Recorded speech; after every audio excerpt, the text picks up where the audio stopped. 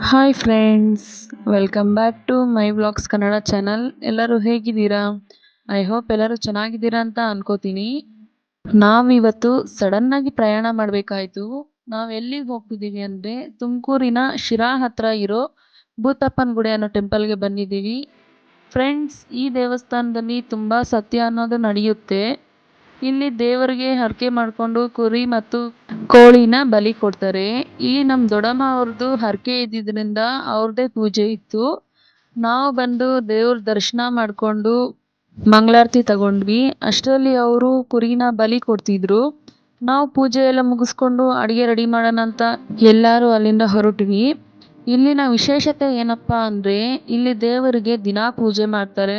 ಆದರೆ ದೇವರ ಮುಖವಾಡನ ಶನಿವಾರ ಮಾತ್ರ ತಗೊಂಡು ಬರ್ತಾರೆ. ನಾವು ಬಂದು ಎಲ್ಲರೂ ಸೇರಿಕೊಂಡು ಅಡುಗೆಗೆಲ್ಲ ರೆಡಿ ಮಾಡಿ ಅಡುಗೆ ಮಾಡಿ ಇಟ್ಟು ನಾವು ಮತ್ತೆ ದೇವಸ್ಥಾನದ ಕಡೆ ಹೊರಟ್ವಿ. ಮತ್ತು ಪೂಜೆ ಎಲ್ಲ ಆದಮೇಲೆ ಸಾಯಂಕಾಲ ದೇವ್ರ ಮುಖವಾಡನ ಅವ್ರ ಊರಿಗೆ ವಾಪಸ್ ತಗೊಂಡು ಹೋಗ್ತಾರೆ. ತಗೊಂಡೋಗೋ ಟೈಮಲ್ಲಿ ದೇವಸ್ಥಾನದ ಮುಂದೆ ಜನ ಎಲ್ಲ ಸಾಲಾಗಿ ಕುತ್ಕೋತಾರೆ.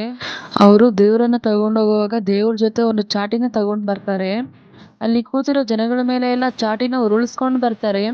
ಅದು ಬರೋವಾಗ ಯಾರಿಗಾದ್ರೂ ನೆಗೆಟಿವ್ ಎನರ್ಜಿ ಅನ್ನೋದು ಇದ್ದರೆ ಅದು ಅವ್ರಿಗೆ ರೈಸ್ ಆಗುತ್ತೆ.